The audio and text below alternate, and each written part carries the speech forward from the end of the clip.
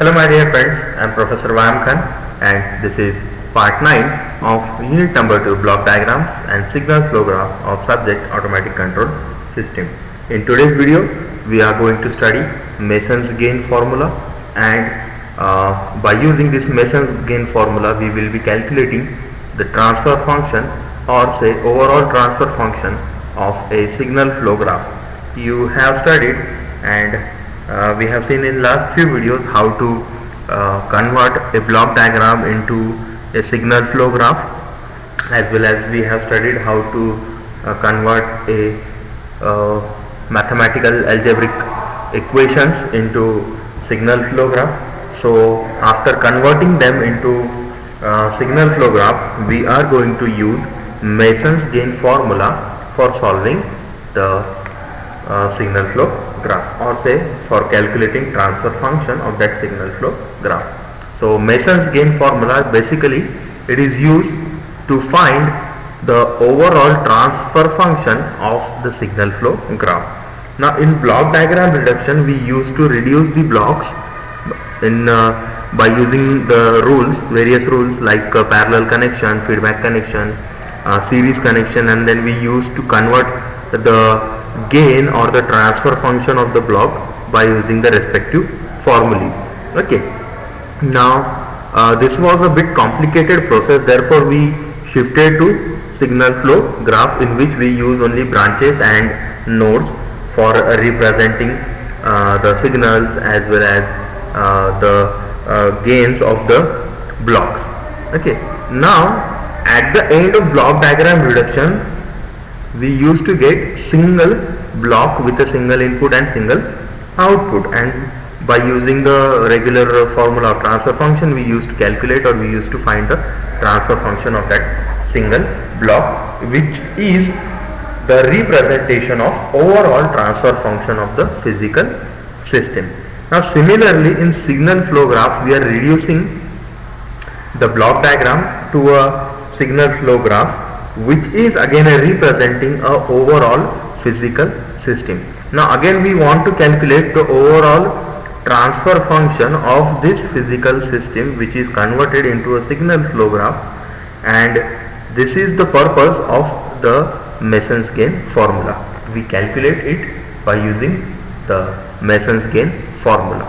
Now let us now discuss the Mason's gain formula. Suppose there are n forward paths. We have seen various paths in the signal flow graph. We have seen forward path, then we have seen feedback path, we have seen loop, touching loops, non-touching loop, then dummy nodes, we have seen loop gain, we have seen the gain of the path, say path gain, then we have seen the self loops. Okay, so suppose there are n number of forward paths in a signal flow graph. The gain between the input and the output nodes of a signal flow graph is nothing but transfer function. The gain that is represented between the input and output nodes is nothing but the transfer function of the system. Now it can be calculated by using Mason's gain formula. Now in actual, let us see what is Mason's gain formula. The Mason's gain formula is given by T is equals to, that is your transfer function is equals to Cs divided by Rs, or C of S divided by R of S, which is your output divided by input, or Laplace inverse of output divided by Laplace transform of output divided by Laplace transform of input signal, which is given by summation I is equals to 1 to n, I is equals to 1 to n Pi into delta I divided by delta. Now this Pi sometimes is also written as Fi. Okay, this is the representation of path, forward path. Okay, it represents the path. This is delta, this is the representation of system determinant. Okay, and this I is nothing but your ith forward path. Like it is second, if this I is equals to 2, that means there are two forward paths, so this will be 2, so it will be written as P2 delta 2. Similarly if we have 3, so it will be written as P3 delta 3. Okay, so let us discuss what are the various terms in it. CS represents output node, RS represents input node, T is the transfer function or gain between this input and output, P is ith forward path, P जो है वो ith forward path है, okay मतलब जितने number का path रहेगा उतना number वहां I की जगह पर आ जाएगा. Then this is your delta. Delta is nothing but system determinant. System determinant है वो उसका जो फॉर्मूला है वो यहाँ पर दिया है. It is equals to 1 minus sum of all individual loop gains.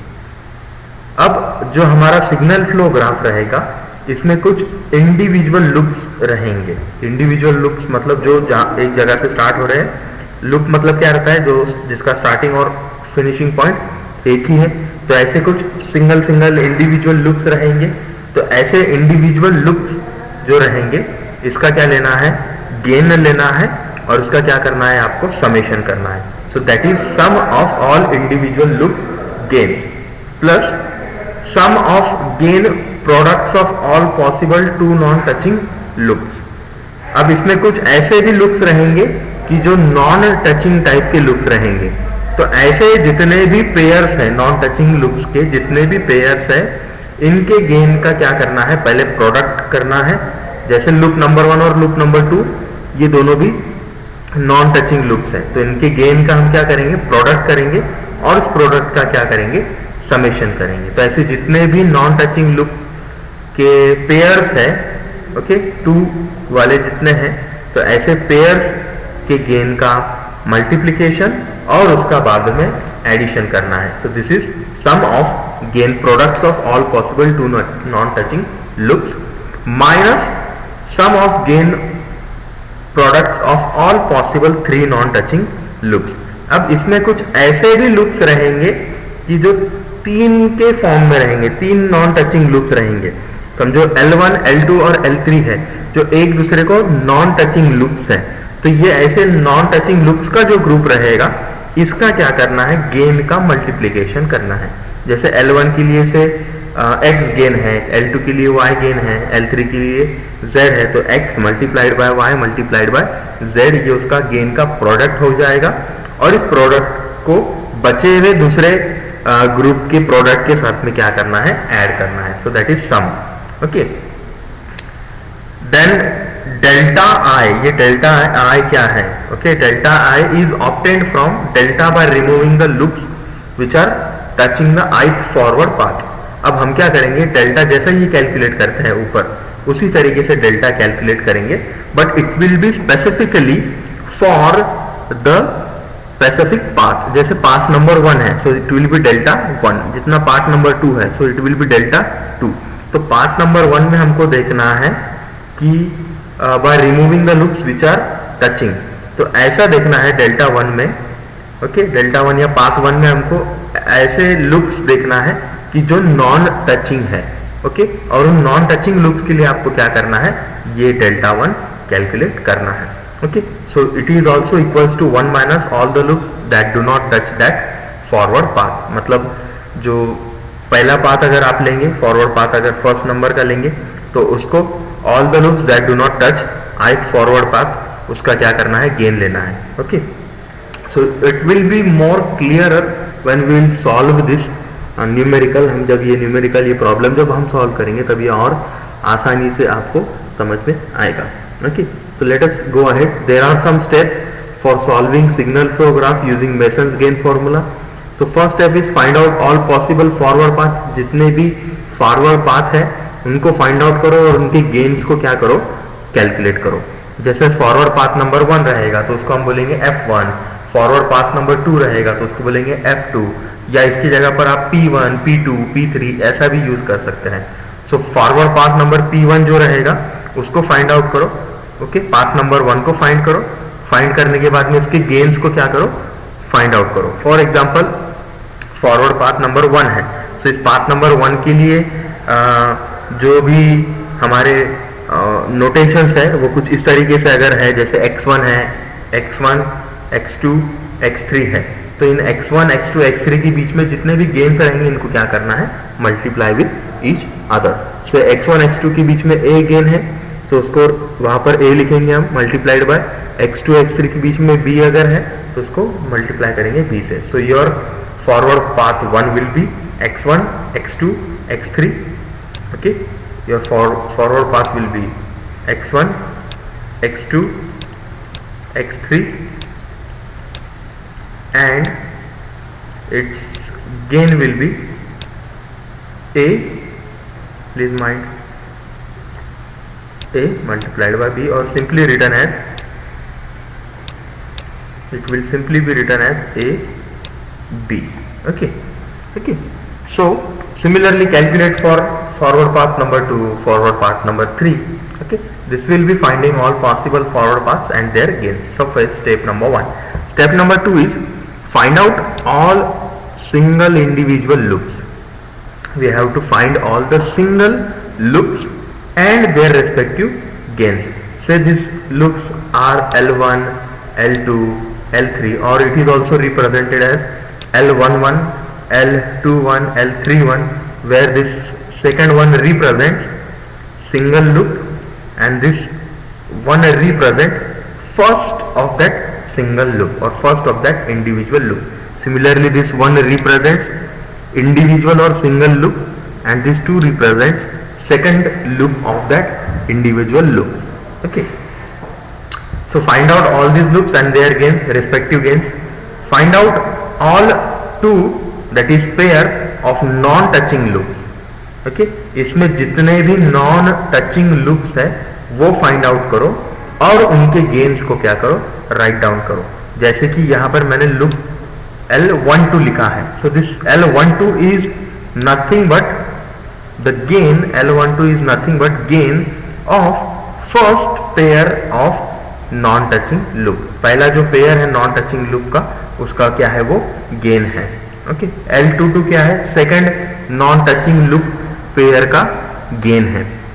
Non touching loop मतलब क्या है कि जो नोड्स एक दूसरे से टच नहीं कर रहे हैं, तो ऐसे इसको बोलते हैं non touching loop. Okay, then find out all 3 non touching loops. अब 3 नॉन टचिंग लूप के ग्रुप को क्या करना है, फाइंड आउट करना है और उसका गेन भी क्या करना है, फाइंड आउट करना है. ऐसे गेन को हम रिप्रेजेंट करेंगे L13 L23 से, या सिंपली हम उसको डायरेक्टली भी लिख सकते हैं instead of using this notations. Okay, तो ये क्या रिप्रेजेंट करता है, इट रिप्रेजेंट्स पहले 3 नॉन टचिंग लूप का ग्रुप का gain. Okay, again fifth step is this has to be continued. ये कंटिन्यू करना है जब तक आपको पता ना चल जाए कि आपका प्रोसेस स्टॉप ना हो जाए. जैसे यहाँ पर 3 नॉन टचिंग लूप्स लिया हमने, तो इसके बाद 4 नॉन टचिंग लूप्स के लिए करना है, 5 नॉन टचिंग लूप्स के लिए करना है. ओके, इतना कॉम्प्लिकेटेड नहीं आता है, ज्यादा से ज्यादा 2 नॉन टचिंग लूप्स तक हमको आता है, बहुत हुआ तो 3 नॉन टचिंग लूप्स का आता है. Okay, then calculate the value of delta. Delta निकालो. Delta is equals to 1 minus individual loop का गेन का समेशन, 2 नॉन टचिंग लूप्स के गेन्स का समेशन, 3 नॉन टचिंग लूप्स की गेन का समेशन.